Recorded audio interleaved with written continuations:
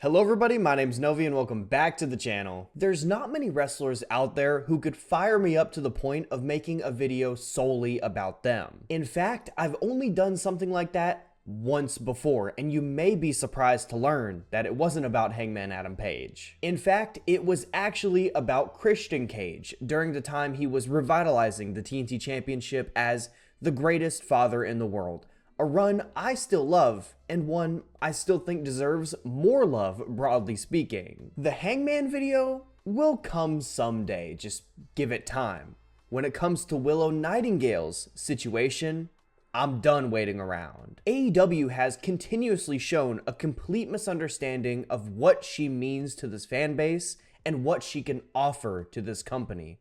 So today, I'm here to rant a little bit about it, and while she may tell me that nothing matters, this for sure does, and I'll smile anyways, making it. Before we get down to it though, make sure to leave a like on this video and subscribe to the channel, where we're always talking Graps. Some may not know this, and it kinda rocked my brain thinking about it, but Willow has been with AEW for 4+ years now, debuting on the May 3rd, 2021 edition of Dark Elevation against Thunder Rosa. At that point, Elevation, along with AEW Dark, was all she did for the promotion. However, she would continuously work independent dates all over the United States. It's funny to think about now, but her first 6 matches in AEW consisted of losses to Thunder Rosa, Penelope Ford, Abaddon, Ty Conti, Penelope Ford again, and Brandy Rhodes, all under 5 minutes. I'm not going to pretend to know the level of prospect she was at the time,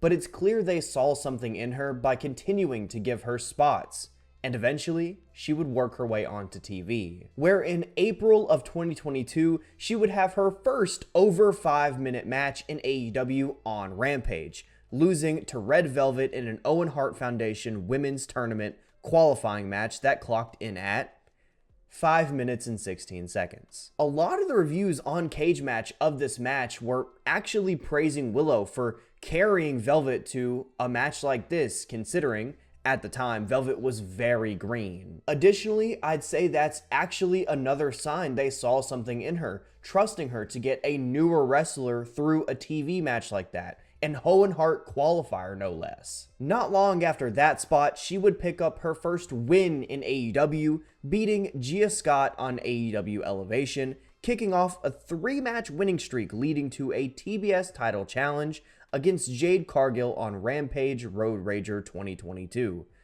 which she would lose, as did everyone at the time. Subsequently following that, she would make her first Dynamite appearance, teaming with Athena, no less, against the Baddies. Wonder what happened to them.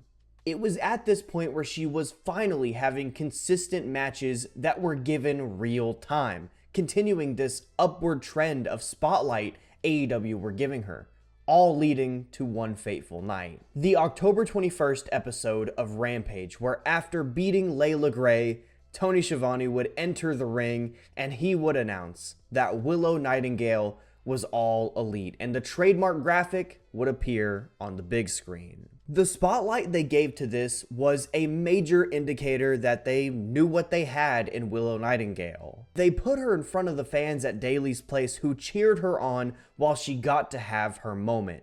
That's different than what they gave a lot of others at the time. From that point onward, she cut down on the indie dates for the most part, outside of taking a few international bookings from time to time. Funnily enough, she would work for TJPW no less, 8 days after this Rampage aired. This not only was cool as hell, as is most wrestlers going overseas to hone their craft, but it also showed her drive and her willingness to get better. An aspect of her that still very much exists today, but we'll get to that later. For now, we should talk about her next major accomplishment. Funnily enough, it involves New Japan. Just the strong side of New Japan, the stateside version of New Japan. It was there where she would be involved in a one-night tournament to crown the inaugural NJPW Strong Women's Champion. This was pretty handedly the most prominent position she had ever been in as an AEW wrestler at the very least.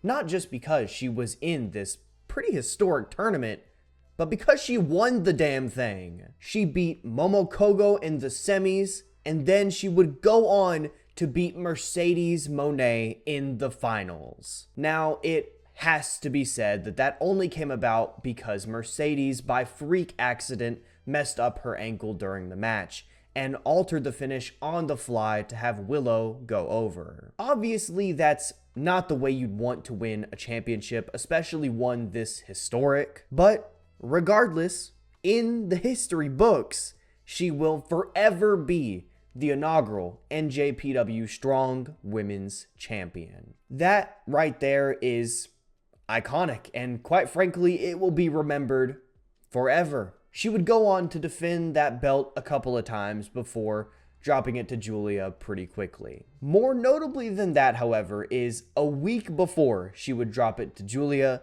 she would make her first ever AEW pay-per-view appearance, wrestling Toni Storm at Forbidden Door 2023. This wouldn't be the timeless woman we would discover soon enough. It would instead be Outcast Toni Storm, meaning it wasn't as big of a deal as it could be right now, considering how over Toni is right now.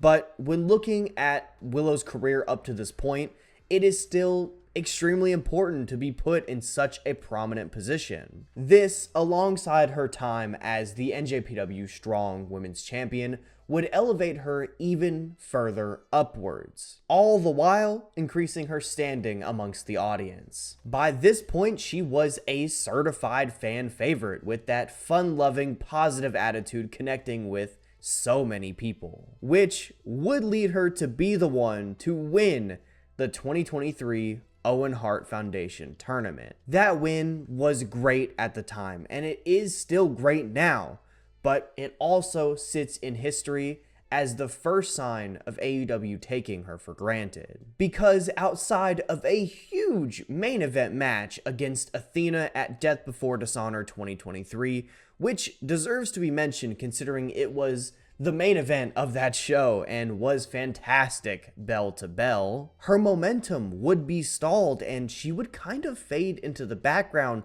only having 7 TV matches in the 3 months that followed afterwards.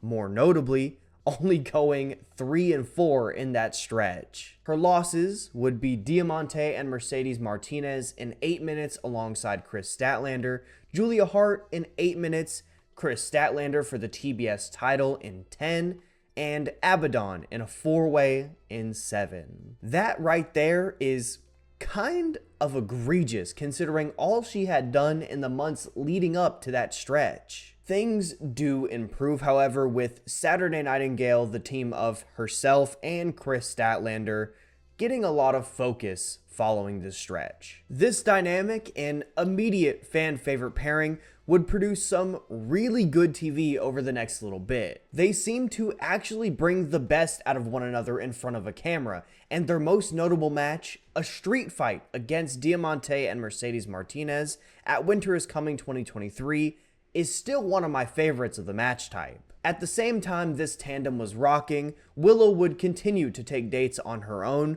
with her making her first CMLL and Stardom appearances. Then, on top of that, her biggest moment as an AEW star came about, where she beat Julia Hart for the TBS Championship at AEW Dynasty, her first singles championship in the company. This was a moment that felt like she was finally getting her due after becoming one of the most important and beloved wrestlers in the promotion. By this point, the people had chosen her to be the ace of the division, and this was the first step in that direction, even if the title reign wouldn't last very long. As it was pretty clear from the moment she won the title, I mean legitimately, the moment she won the title, a returning Mercedes Moné was coming to avenge her loss all that time ago. A given that was eventually proven correct, but the thing I took away from all that most wasn't the fact that Willow had a short reign. It was actually everything she did while she had the title and even before then, which I thought was fantastic. I think back to her promo on the Dynamite stage in front of the crowd, to her celebration promo after winning the belt, how she held her own and in many ways outshone Mercedes on the mic there. I think about how good she looked and made her opponents look in her only 2 title defenses against Tam Nakano and Sky Blue. Then maybe most of all, I think about how the crowds received her each and every time she appeared in front of them, each and every time she appeared on screen.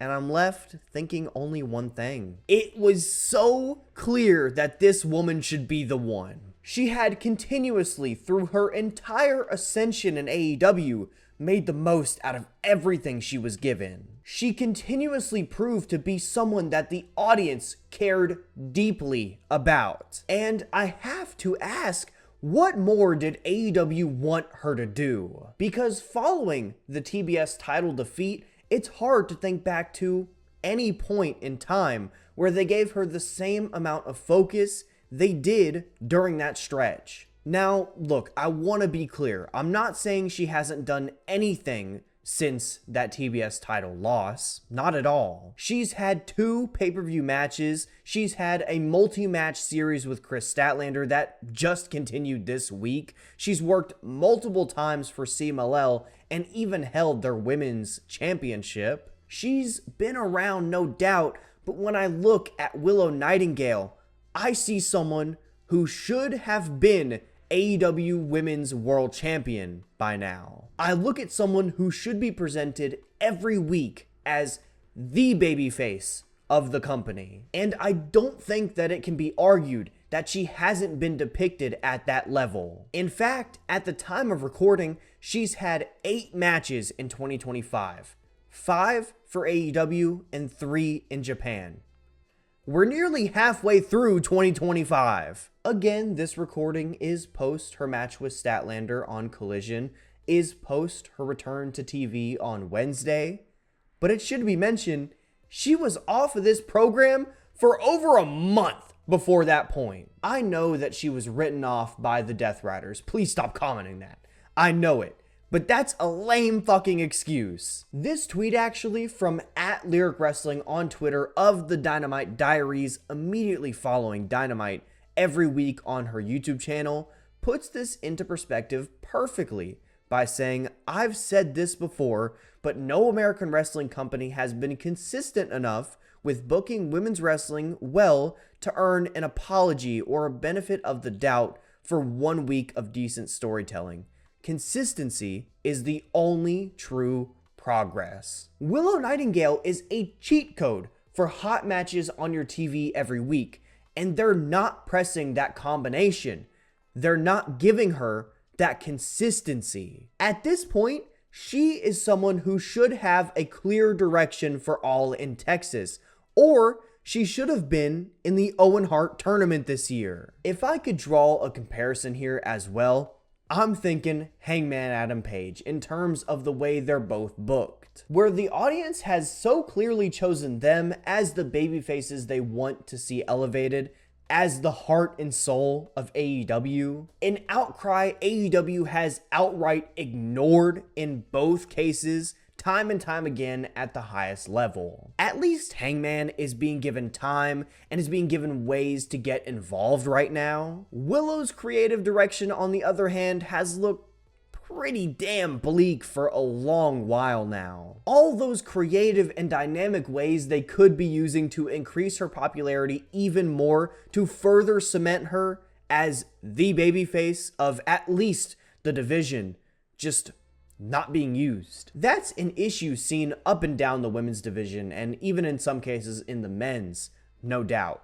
But with Willow Nightingale, it just feels more appalling. Because, again, this is a woman who has proven time and time again that she should be your babyface ace. And I'll never understand why AEW doesn't see her the way we all do. I hope they have something good planned for All In with her. I hope they have a plan for her to win a championship in this company again someday. I hope they have a plan to just feature her almost every week on TV for the rest of the year. Not just because I feel she deserves it, but also because at some point, people are going to lose their patience.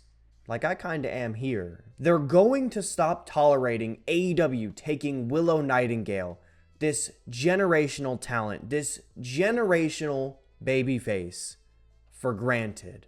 I think that it's best we end on that. Thank you all so much for watching. Make sure to leave a like on the video down below. While you're there, make sure to leave a comment with your thoughts on Willow Nightingale's spot in AEW, her prominence, her booking over the last while, good or bad.